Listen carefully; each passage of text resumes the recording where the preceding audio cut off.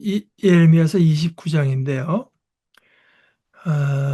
전번 시간에 좀 우리가 함께 나눴던 데지만 10절서부터 제가 좀 다시 읽어보겠습니다. 10절서부터 야훼께서 이렇게 말씀하셨습니다. 바빌론에서 70년이 다 차면 내가 너희를 보살펴 주겠다. 그래서 나의 좋은 말이 너희한테 이루어지게 해주겠다. 너희가 이곳으로 돌아오게 해주겠다.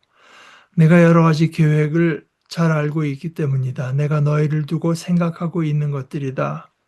야훼의 말씀입니다. 평화를 이루려는 계획이지 재난을 내리려는 것이 아니다. 너에게 앞날을 허락해주고 희망을 주려는 것이다. 그러면 너희가 나를 부르면서 나에게로 올 것이고 나에게 기도할 것이다. 나는 너희의 기도를 들어주겠다. 너희가 나를 찾으면 나를 만날 것이다. 너희 온 마음으로 나를 찾아와 묻는다고 하자. 그러면 내가 너희를 만나주겠다. 야훼의 말씀입니다. 내가 너희의 운명을 바꾸어 주겠다. 내가 너희를 모아드리겠다. 모든 민족한테서부터 내가 너희를 쫓아내 보낸 모든 곳에서부터 야훼의 말씀입니다. 내가 너희를 돌아오게 해주겠다. 거기로부터 내가 너희를 사로잡혀 떠나게 했던 바로 그것으로. 우선 그것만 좀 다시 보십시다. 이것은 지난주에도 말씀드렸다시피 597년에 바빌론 임금 네부갓네살이 침공에 들어와서 1차로 여호야긴 왕과 이제 그 자기네들이 필요로 하는 사람들과 또 중요한 그 자리에 있던 사람들을 포로로 잡아갈 때 그때 이제 예레미야가 그 시드기야 편에 편지를 보낸 것 같아요. 아니 그게 아니라 594년이로군요. 그건 이제 여호야김 때가 아니고 그 뒤에 597년에 끌려갔고 한 3년쯤 있다가 이제 시드기야가 이제 반란을 일으켰을 때 결국은 시드기야까지 그 끌려가게 되는데 그때 이제 시드기야가 잡혀가는 그 편에 예레미야가 그 바빌론으로 끌려가 있는 유대인들에게 보낸 편지의 내용이 이제 주를 차지하는 것 같습니다. 거기 대해서 그 저 바빌론에 있던 그 스마야라고 하는 사람이 자기가 하나님의 말씀을 들었다고 하면서 이제 곧 그 여러분들이 고향 땅으로 돌아가게 된다고 이제 말을 했던 것 같고, 이제 거기 대해서 다시 예레미야가 이제 그 보낸 편지, 그것이 이제 세 번째 편지가 되는데, 두 번째 편지 그 스마야에서 온 편지는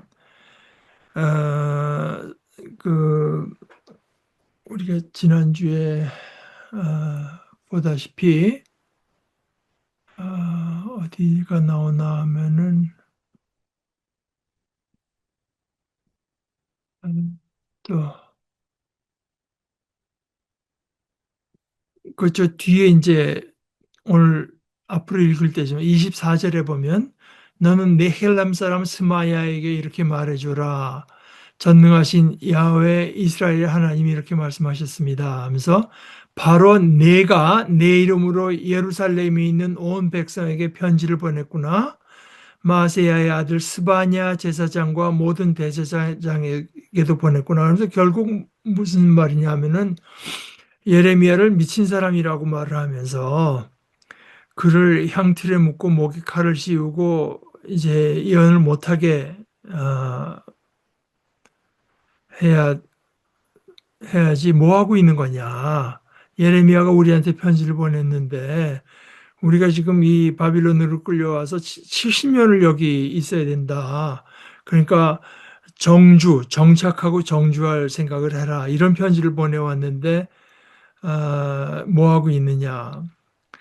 그 예루살렘에 있던 그 스바냐, 그때 성전 뭐 부서졌지만 하여간 그쪽을 이제 부서진 건 아니죠. 그때 성전을 책임지고 있던 스바냐에게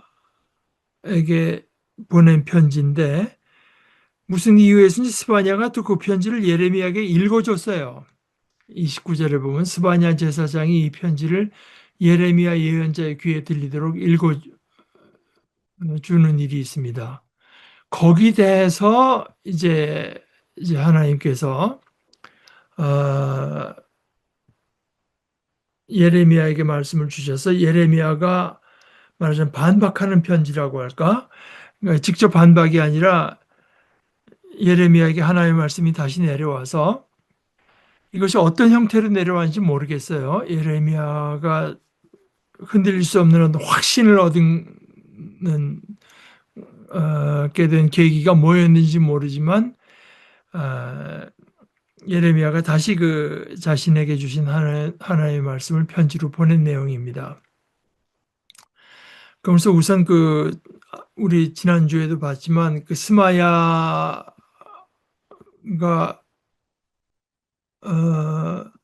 한 편지의 내용과는 달리 하여간 거기 상당한 기간 동안 너희가 거기 머물러 있어야 그 70년이라고 하는 거는 지난주에도 말씀드렸다시피 이제 정확히 꼭 그 70년이 들어맞지는 않지만 유다가 바빌론한테 굴복한 거는요. 바빌론 처음 쳐들어온 게 597년 되고 538년은 이미 바빌론의 치세가 아니라 이제 바빌론이 그 페르시아에게 멸망하면서 더 이상 바빌론에게 이제 그 종살이하는 것은 아닌데 어찌됐건 597년에서 538년까지를 치면은 뭐 한 60년 되고 그 전에 네부갓네살르가 실권을 쥐인 것은 이제 605년인데 그때서부터 치게 되면은 이게 뭐 한 67년 뭐 이 정도 되죠. 그러나 이 70년이라고 하는 것이 중요한 것은 이제 우리가 시편 90편에 보면 모세의 노래라고 해서 인생이 보통 사는 게 수명이 70년이고 강건하면 80년이다 하는 식으로 그 인간의 그러니까 지금 잡혀간 사람들이 못 돌아온다는 얘기입니다. 그 뭐 깐난쟁이로 태어났으면은 어떻게 뭐 모를까? 결국 못 돌아온다는 소리예요. 그리고 사람의 세대로 봐도 한 3대가 이제 넘어가는 기간이라서 지금 너희가 잡혀가 있는 기간 동안 돌아올 그 희망은 없으니 거기에 정착하고 그 도시가 잘 되도록 거기서 터를 잡고 결혼하고 너희 수가 줄지 않도록 하고 이제 그러려는 것이 이제 예레미야가 말한 그 70년의 의미라고 봅니다.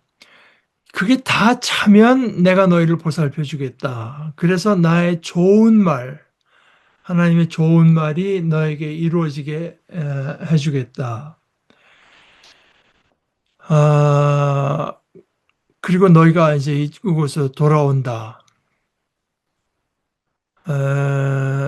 사실 70년이 지나면은 그때 벌써 70년 이렇게 되면은 돌아온다는 어떤 희망은 훨씬 사라질 시기도 뭐 거기 당시로서 자신들이 살던 유다나 예루살렘보다 훨씬 더 발달한 문명 국가에 가서 어느 정도 자리를 잡고 살다 보니까 뭐 꼭 돌아가야 되나 하는 생각도 있었을 것이고 그러나 하나님의 뜻은 너희가 이곳으로 돌아오게 해주겠다.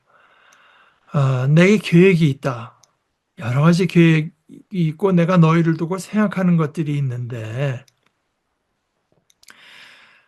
내가 너희를 위해서 생각하는 것은 소위 샬롬, 너에게 내가 샬롬을 이루려는 계획을 갖고 있지, 나쁜 것, 재난이라고 하는 것은 이제 라라고 해서 어, 나쁜 것을 너에게 가져다 주려는 그런 계획이 아니다.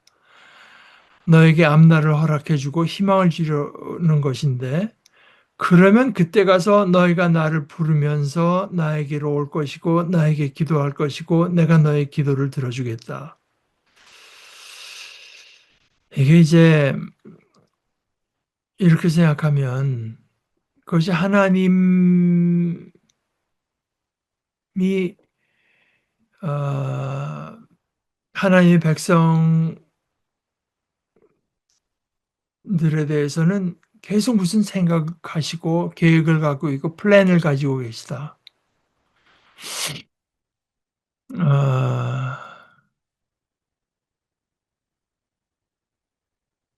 그런데 그 플랜이 어, 이루어지게 되면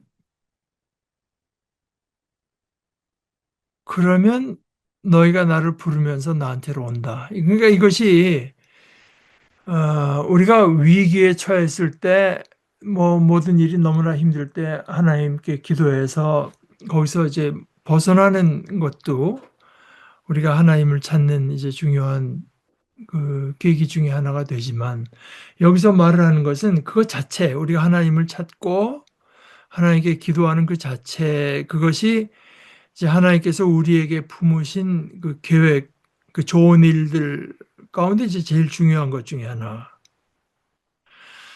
그래서 이렇게 생각해 보면 제자들이 예수님께 우리의 기도를 가르쳐 주십시오. 하고 예수님께서 너희는 이렇게 기도하라. 하늘에 계신 우리 아버지여. 아버지의 이름이 거룩히 되게 해 주십시오. 아버지의 나라가 아버지의 다스림이 우리에게 임하고, 아, 아버지의 뜻이 하늘에서 이루어진 것처럼 이 땅에서도 이루어지기를 원합니다. 하는 이것은 일차적으로 하나님께서 그 계획하신 일들 중에 하나. 우리가 그렇게 기도하게 되는 것 자체가요. 그렇게도 볼 수 있을 것 같습니다. 그러면 너희가 나를 부르면서 나에게로 올 것이고 나에게 기도할 것이다. 그리고 나는 너희의 기도를 들어주겠고 너희가 나를 찾으면 나를 만날 것이고 너희가 온 마음으로 나를 찾아와 묻는다고 하자. 그러면 내가 너희를 만나주겠다. 그러니까 이것이 이제 결정적으로 하나님께서 이루신 것은 그리스도 안에서 우리가 그리스도 안에서 하나님을 예수님 안에서 하나님을 만나죠. 어, 야훼의 말씀입니다. 내가 너의 운명을 바꿔주겠다. 돌려주겠다. 이게 바꿔준다고 하는 것이 이제 슈브,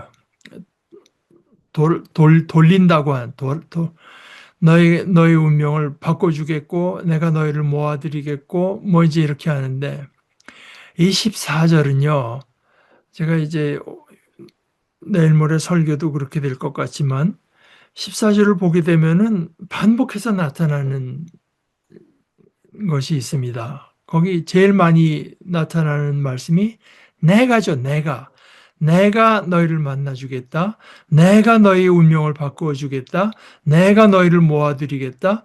내가 너희를 쫓아낸 모든 곳에서부터 내가 너희를 돌아오게 해주겠다. 내가 너희를 사로잡혀 떠나게 했던 바로 그곳으로. 실제로 이제 이건 번역이 참 잘 됐다고 보는 것이 히브리어 원어 성경으로 봐도 이제 그 내가 이게 6번 나옵니다. 우리 번역에도 이제 6번. 그러니까 그 모든 것 너희가 지금 그 잡혀가는 것, 그 내가 너희를 쫓아내는 것, 그것도 내가 한 것이고,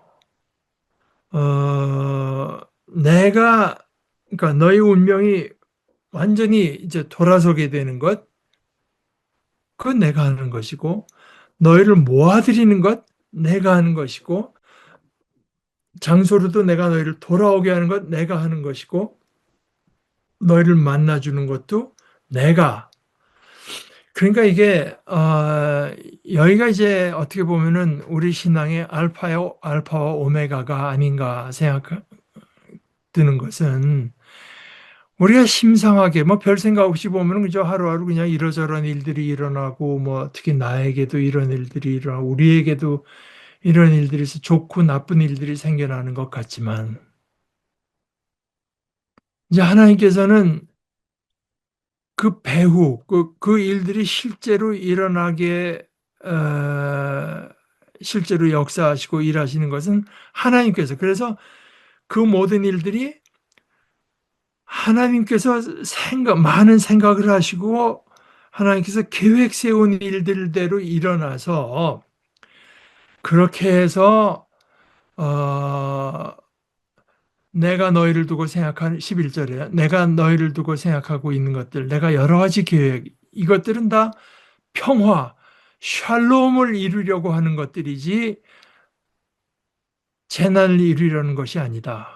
그러니까 다시 말해서 하나님께서 지금도 열심히 일하고 계시지 않습니까? 그런데 그 일에 어떤 그 일에 하나님께서 그렇게 일하시는 것에 의도가 있다. 궁극적인 목적이 있고 목표가 있다. 당연히 그것은 우리에게 좋은 것을 이루시려고 하는 것이죠. 전능자께서 뭐 이렇게 해보다가 결국 그 뜻대로 안 되네 하고 끝나겠습니까?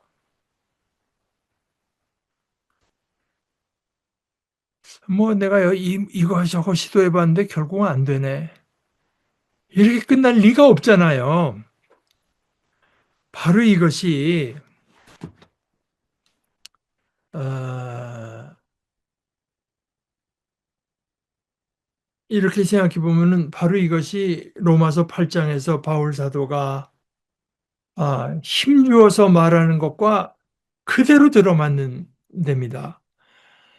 아, 로마서 8장 28절 우리가 알다시피 하나님을 사랑하는 사람들한테는 모든 것이 한데 어우러져서 좋은 결과를 이룹니다.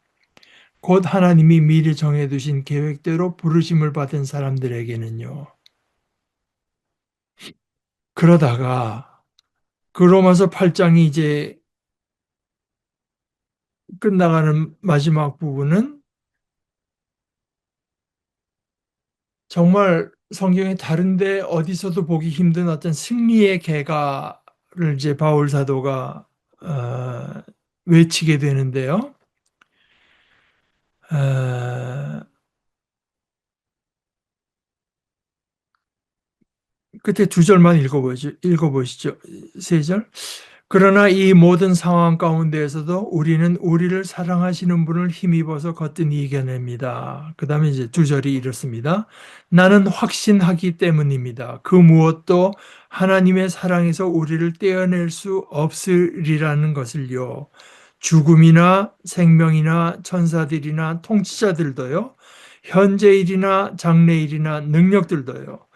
높음이나 깊음이나 다른 어떤 창조물도요. 그 무엇도 그리스도 예수 우리 주님 안에 나타난 하나님의 사랑에서 우리를 떼어낼 수 없을 것입니다.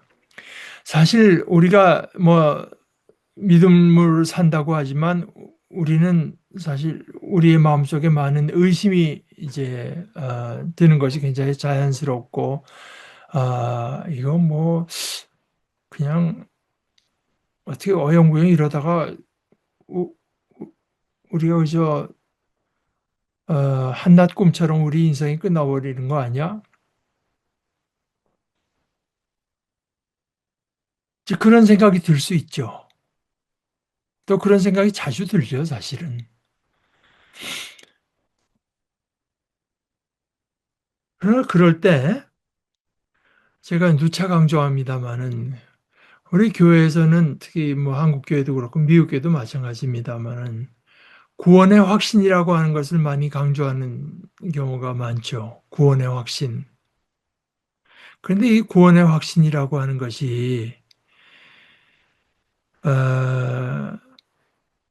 뭐 제가 벌써 여러 번 말씀했으니까요. 지금 여러분이 지금 자다가 죽어도 하나님 곁에 오늘 밤에 죽어도 하나님 곁에 있을 것을 믿습니까?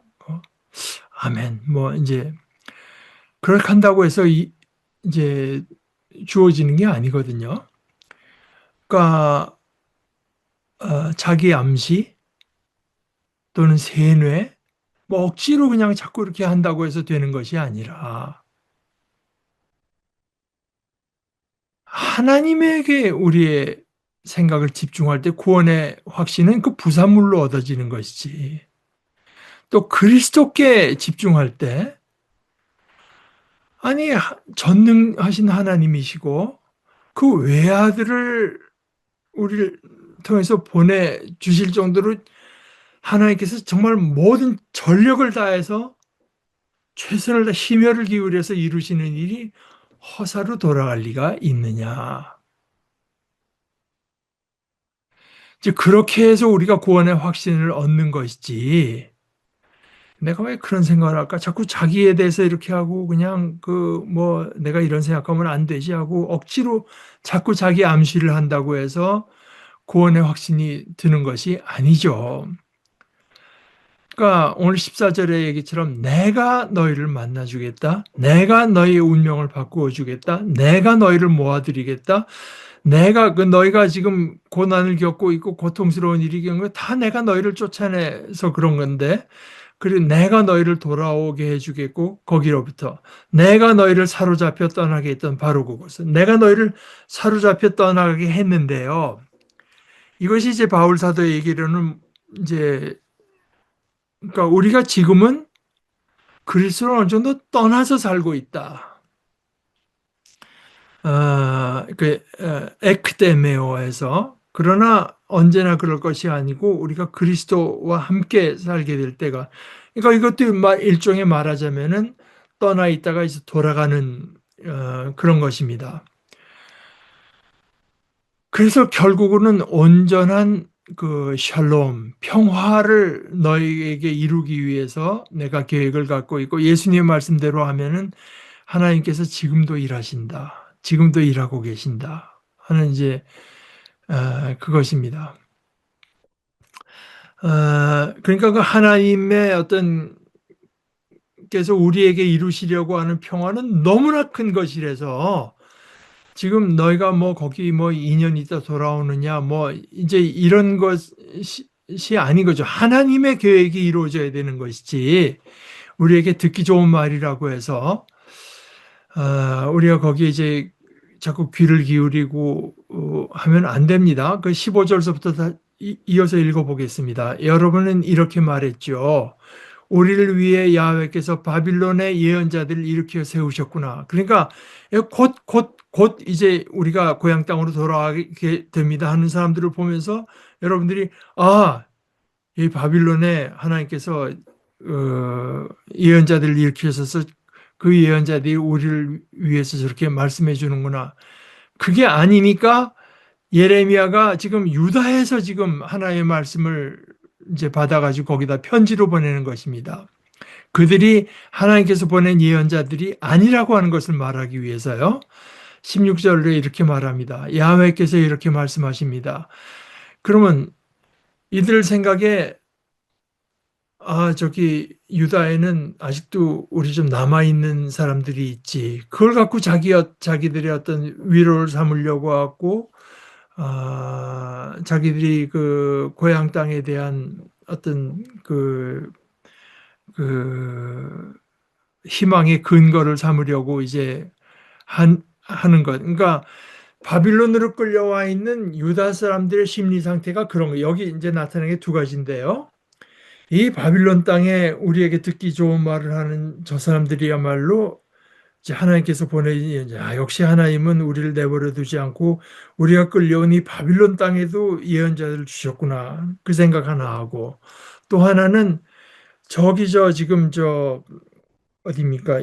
우리가 떠나온 예루살렘, 유다, 그 땅에 이제 우리가 아직도 우리가 희망을 잃지 않고 되살려낼 근거들이 있지. 이 두 가지 생각. 이제 첫 번째는 이제 얘기를 했고 두 번째 16절에서 이렇게 말씀하세요.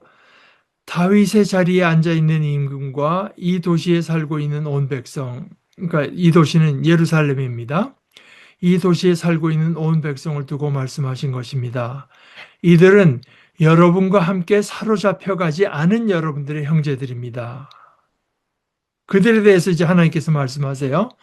전능하신 야훼께서 이렇게 말씀하셨습니다. 보라, 내가 그들 가운데로 칼과 굶주림과 돌림병을 보내겠다. 내가 그들을 썩어 빠진 무화과, 좋지 않아서 먹을 수 없는 무화과처럼 만들겠다. 내가 그들을 뒤쫓아가면서 칼과 굶주림과 돌림병이 닥치게 하겠다. 땅의 모든 왕국이 그들을 보고 겁먹어 떨게 만들겠다. 그들을 저주의 대상과 끔찍한 곳으로 비웃음의 대상과 모욕의 대상으로 삼도록 만들겠다. 내가 그들을 쫓아내보낸 모든 민족 가운데서 그렇게 하겠다. 그들이 내 말을 듣지 않았기 때문이다. 야훼의 말씀입니다. 내가 그들에게 나의 종인 예언자들을 거듭거듭 보냈지만 너희는 듣지 않았다. 야훼의 말씀입니다. 너희는 야훼의 말을 들어라. 내가 예루살렘에서 내보내어 바로 바빌론에 사로잡혀가 있는 모든 사람들아. 요 20절의 말씀. 지금 하는 말씀은 내가 그것도 역시 너희가 지금 바로 바빌론으로 잡혀와 있는 게 어쩌다가 뭐 일이 이상하게 틀려서 가 있는 것이 아니라 내가 예루살렘에서 내보내서 바로 바빌론에서 이제 너의 자율권을 다 잃어버리고 사로잡혀가 있는 사람들인데 내가 지금 너희들에게 하고 있는 얘기다. 너희들은 생각에 그래도 잡혀가 있지 않은 그 예루살렘에 아직도 남아 있는 어떤 그 남아 있는 자들에 대해서 뭐 좀 그 그들은 우리보다 형편이 낫다고 생각하든가 결국 우리의 희망이 아직도 좀 남아 있다고 생각할지 모르지만 그렇지 않다. 그들의 운명이 잡혀간 너희들의 운명보다 나을 것이 조금도 없다. 오히려 너희는 그 잡혀간 곳에서 바빌론의 정책을 따라서 정착하고 살면은 나름 어떤 그 평화로운 생활을 할 수가 있고 번성할 수가 있고 이제 그렇지만 여기에 이제 예루살렘에 남아 있는 자들은 어떻게 된 건가? 썩어 빠진 무화과 좋지 않아서 먹을 수 뭐 무슨 뭐 빛 좋은 게살구라고 하지만 무화과처럼 보이는데 썩어 빠진 그 썩어버린 무화과 도저히 뭐 먹을 수 없는 무화과처럼 만들겠다. 그럴듯해 보일지 모르지만 오히려 너희들보다도 더 형편이 나쁜 무화과. 내가 그들을 뒤쫓아가면서 하나님께서 그들을 뒤쫓아가면서 칼과 굶주림과 돌림병이 닥치게 하겠고 땅의 다른 나라 민족들이 왕국이 그들을 보고 우리도 저렇게 되면 어떻게 하고 겁먹어 떨게 만들겠고 저주의 대상, 비웃음의 대상, 모욕의 대상. 그러니까 이건 무슨 말이냐면은 어, 그 앞에 그 25장에서도 이제 나오는 얘기인데요. 이 파괴된 성읍들은 이 조롱과 저주의 대상이 된다고 하는 것은 사람들이 딴 사람들을 저주할 때 그 예루살렘의 이름을 부르면서 예루살렘에 닥친 것 같은 일들이 너에게 닥칠지라. 네가 그 예루살렘에 남아있던 사람들처럼 될 거라. 이런 식으로 저주 하게 되는 그런 형편이 그들에게 이제 닥치게 하겠다. 다시 한번 하나님께서 말씀하시는 그 결정적인 이유는 뭐냐? 그들이 내 말을 듣지 않았기 때문이다. 듣지 않았다고 하는 것이 물론 이제 우리 가운데 그 백성들 가운데 우상을 제해버리고 하나님의 말씀만을 듣고 가난한 자를 보살피고 하나님의 말씀을 따라 살라는 그 말씀을 듣지 않은 것도 있고, 나중에 거기다 더해지는 것은 바빌론, 내가 지금 역사를 이렇게 운행하고 있으니 그것을 받아들여라. 너희 현실로 받아들이고 바빌론의 어떤 지배권을 받아들이라고 하는 그 말까지도 이제 너희가 듣지 않고 우겨서 거기 있는 것, 그것도 역시 하나님의 말씀을 듣지 않아서 그들에겐 더 참혹한 일, 더 나쁜 일들이 닥치게 된다. 그 말을 들어라라고 하는 것은 이제 그 취리 성경 해설에는 그 바빌론으로 끌려간 사람들을 어떤 반어법적으로 좀 위로하는 말씀도 된다. 너희들의 형편이 차라리 나은 것이다. 이제 그런 어, 말씀도 된다. 이제 이렇게 해설하고 있어요. 21절서부터 읽어보겠습니다. 전능하신 야훼 이스라엘의 하나님이 이렇게 말씀하십니다. 골라야의 아들 아합과 마아세야의 아들 시드기야를 두고 하신 말씀입니다. 이 두 사람은 이름은 구약성경에서 시드기야는 뭐 이름은 여러 나오지만 이 유다의 왕 노릇한 시드기야가 아니라 이 인물은 여기만 이 두 인물은 여기만 나옵니다. 아합도 그렇고요. 이 두 사람은 너희에게 나의 이름으로 거짓을 예언하고 있는 사람들. 그러니까 스마야뿐이 아니라, 그러니까 벌써 예언자를 자처하는 인물들이 두 사람 더 있는 거죠. 보라, 내가 그들을 바빌론 임금 네부칸네사르의 손에 넘겨주겠다. 그러면 그가 그들을 너희 눈앞에서 쳐 죽일 것이다. 그래서 사람들이 그들을 저주의 대상으로 삼을 것이다. 바빌론에 사로잡혀가 있는 유다 사람들이 모두 이렇게 말할 것이다. 야훼께서 너를 그 시드기야와 아합처럼 만드시기 바라네. 바빌론 임금이 그들을 불에 타 죽게 했지. 화영한 것인데 그들이 이스라엘에서 못된 짓을 저질렀기 때문이다. 이웃의 아내와 잠자리하고 나의 이름으로 거짓을 말했다. 내가 명령한 것도 아니고 알리려 한 것도 아닌 말을 했다. 내가, 하나님이 내가 바로 그 증인이다. 야훼의 말씀입니다. 그러니까 이게 이제 이 사람들이 바빌론에서 와서 이스라엘 백성들 가운데에서 이제 반바빌론적인, 우리가 이 바빌론 치하를 벗어나서 우리가 행복한 삶을 살게 된다. 그거는 하나님께서 그렇게 전하라고 한 말이 없는 인간들인데 23절 중에 나의 이름으로 거짓을 말했다. 그래서 결국 그들이 바빌론에 반하는 것이 성공하지 못하고 실패하도록 내가 그렇게 하겠다는, 내가 그들을 바빌론 임금 네부칸네살의 손에 넘겨주겠다. 지금 하나님께서 역사를 그렇게 지금 운행해 가시는데 거기에서 반하는 것, 그것은 뭐 어떻게 생각해 보면은 민족주의, 친유대주의라고 할지 모르지만 그러나 하나님의 뜻에 이제 반하는 것이라서 그들이 참혹한 운명을 맞게 된다. 그들의 잘못은 23절에서 윤리적인 타락, 이웃의 아내와 잠자리 하는 것, 성적인 타락으로 대표되는 윤리적 타락과 나의 이름으로 거짓, 신학적인 왜곡, 이 두 가지가 이제 함께 가는 것입니다. 하나님의 말씀이 아닌 것을 이제 하나님의 말씀이 이랬다고 말을 하면서 사람들이 듣기 좋은 달콤한 이야기를 하고 사람들이 듣고 싶어하는 이제 그런 이야기를 하면서 이게 하나님의 말씀이라고 하는 거죠. 이것을 하나님께서 얼마나 이제 중하게 보시는가 하는 걸 우리가 마음속에 새겨둬야 될 줄 압니다. 어, 하도 그런 일들이 많이 일어나니까 이제 아멘, 아멘 하면서 이제 하나님의 뜻이라고 하면서 말하는 것이 서로 다른 이야기들이 선포돼도 아, 그게 뭐 그런가 보다 하지 않는 분이 하나님이세요. 어, 하나님의 이름으로 거짓을 말하는 사람, 그리고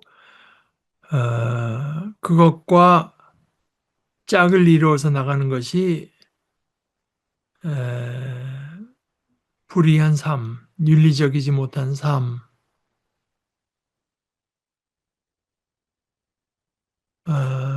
하는 것을 이제 마음속에 새겨둘 필요가 있을 것입니다.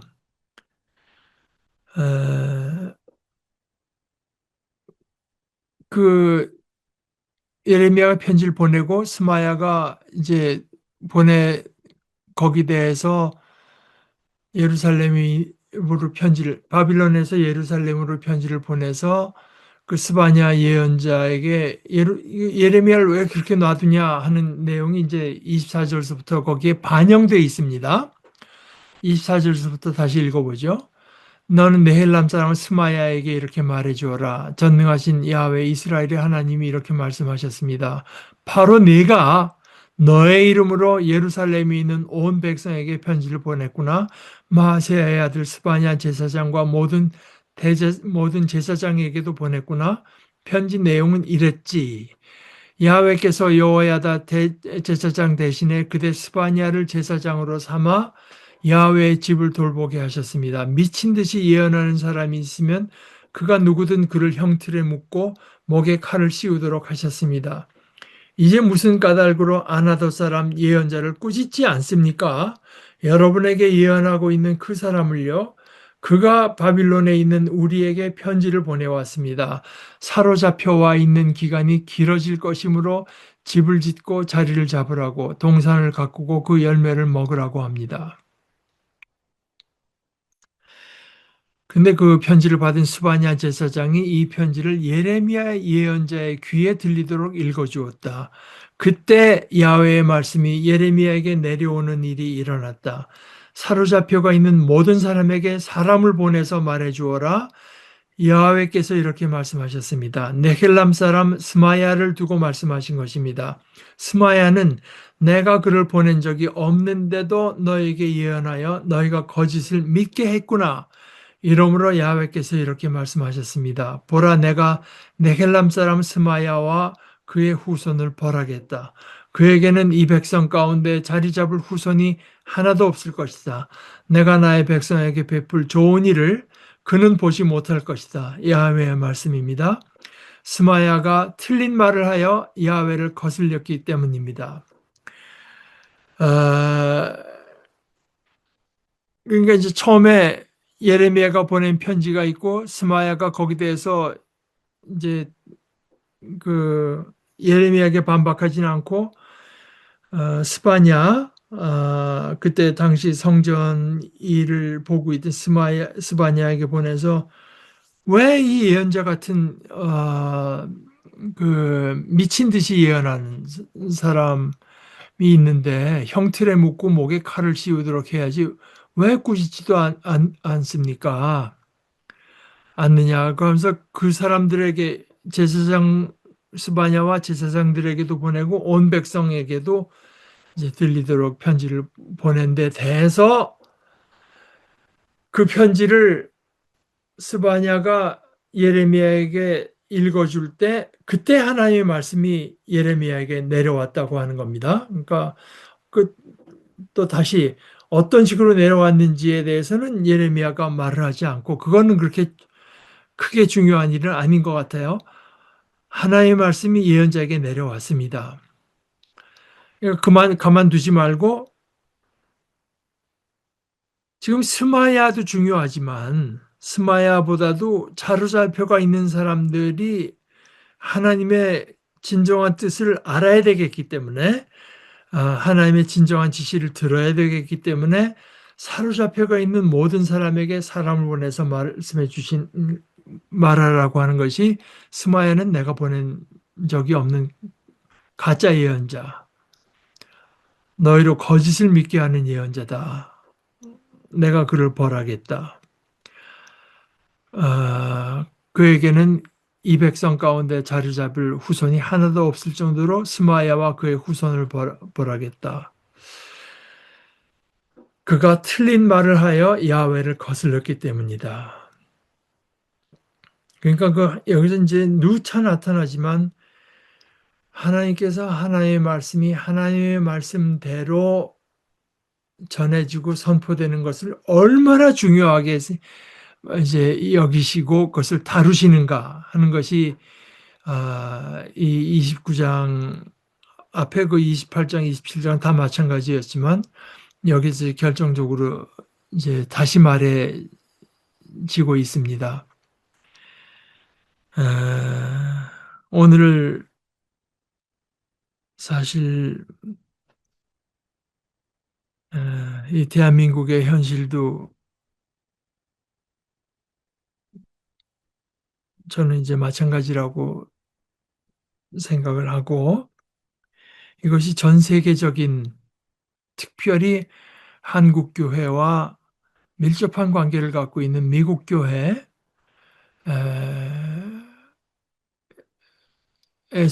이제 나타날 뿐만 아니라 한국 교회, 미국 교회 이런 어떤, 이건 순전히 제 판단이고 이제 하나의 말씀에 근거해서 제 나름대로 내린, 품고 있는 생각인데, 도저히 하나님의 말씀과 뜻이라고는 생각할 수 없는 것을 하나님의 뜻이라고 이제 말하고 있는 목사들, 최근에 가장 대표적인 인물은 제가 믿기로는 빌리 그레암 목사의 아들 프랭클린 그레암입니까?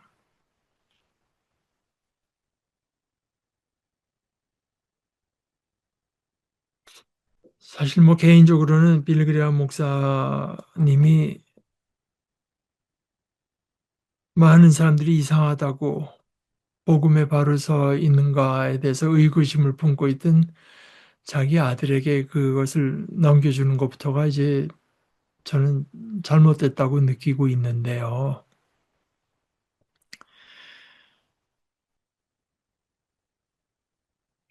그 사람 이제 이 얘기는 제가 먼저 시작한 게 아니라 그 사람이 먼저 시작한 겁니다. 제가 우리 그 카톡에도 올렸지만, 최근에 이제 그 가톨릭의 그 교황이 부활절 때도 거듭 이제 말을 하고 있는데, 지금 미국의 국방부였다가 이름을 전쟁부로 바꿨죠.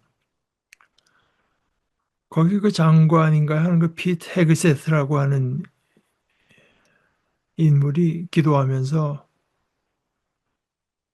제가 그 정확히 완전히 잘 모르겠, 그런 하여간 제가 알고 있는 기억으로는 그런데, 우리들이 쏘는 총알이 명중하게 해달라는 식의 이제 기도.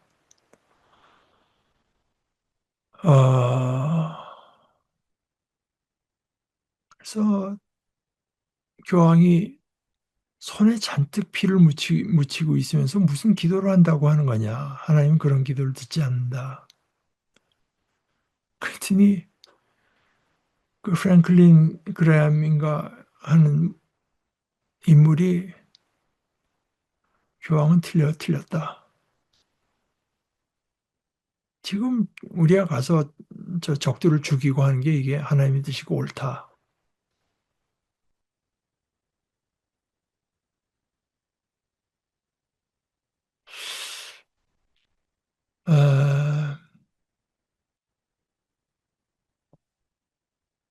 그걸 또 미국이 이기를 뭐 어떻게든 이겨야 된다고 생각하는, 비록 미국에서도 이제 소수가 된 거예요. 그런 사람들은 그게 또 그냥 맞는 말이라고 하고, 뭐 소위 그 오발 오피스, 그 백악관에 대통령 집무실에 트럼프 앉혀놓고 뭐 몇몇 목사들이 그냥 뭐 안수기도 안 하고 뭐 기도한다십시고, 거의 그 대표적으로 또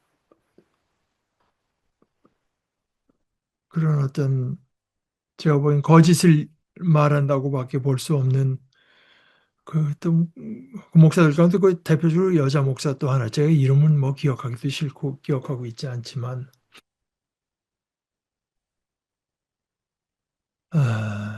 이제 그런 상황에서 우리는 하나님의 말씀을 하나님의 말씀대로 이해하고 받아들이고 전하고 선포하고 서로 소통하는 것이 얼마나 이제 중요한 일인가, 거기에서 벗어난다고 하는 것이 얼마나 두렵고 떨리는 일인가, 아, 하는 것을 이제 기억해야 될 줄 압니다. 제가 몇 번 말씀드리지만 사실 여기도 거짓을 이제 예언한다. 내가 글을 보낸 적이 없는데도 이제 뭐 예언한다. 이런 식의 뭐 구약 성경에는 그런 것밖에 안 나오고요. 거짓을 예언한다. 거짓 예언자라고 하는 그 표현 자체는 구약 성경에는 없고 예수님께서 거짓 예언자라고 이제 말씀 하신 것인데, 그것을 분별할 책임. 왜냐하면은 제가 작년인가 재작년에도 말씀드렸지만,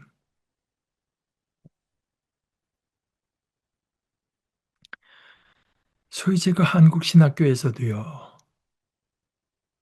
지금도 그분 이제 신학교에 있습니다. 윤석열 씨더러 예수님을 닮은 분이라고. 그러니까 그 말은 뒤집어서 말하면 어떻게 됩니까? 예수님이 어떤 분인지를 보고 싶으면 윤석열을 보면 된다는 뜻 아닙니까? 그게 말이 됩니까, 그게? 근데 그게 말이 안 될 뿐 아니라 그런 사람이 목사를 길러내는 신학교의 교수로 있다. 신학교라고 하는 것은 우리가 진리 안에 서기 위해서 어떤 그런 신학적인 훈련이 필요하기 때문에 교회에서 예산을 들이고 돈을 들여서 양성해 내는 것이고, 거기서 목사들이 양성돼서 교인들에게 설교를 하고 가르치고 하는 건데,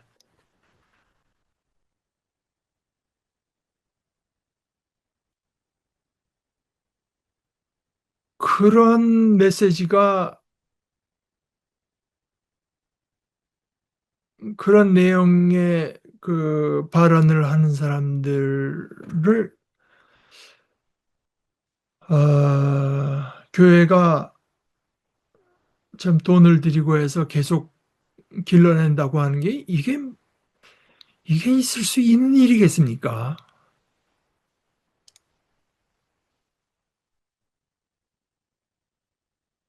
그래서 참, 그 결과가 오늘 어, 예레미야에서 우리가 보게 되는 이스라엘 사람들의 처지, 그 끌려오지 않은 그 예루살렘에 남아 있는 사람들도 결국 이제 어떻게 될 것인가 하는 것을 하나님께서 말씀하시면서, 하나님의 말씀은 내가 그들에게 나의 종인 예언자들을 거듭 보냈지만 너희는 듣지 않았다.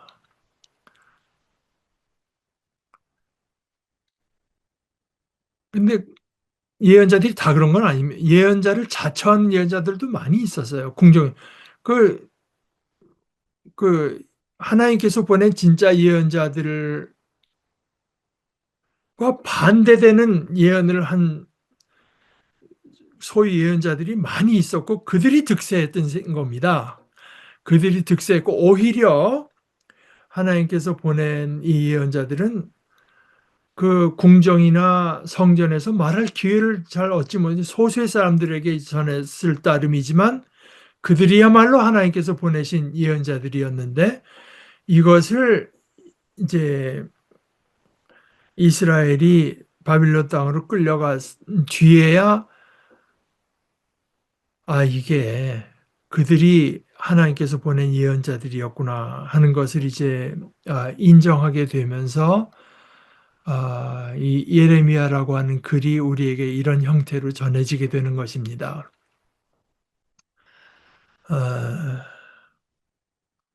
하여간 이 예레미야 27, 28, 29 이 말씀들은 결코 당시 유다와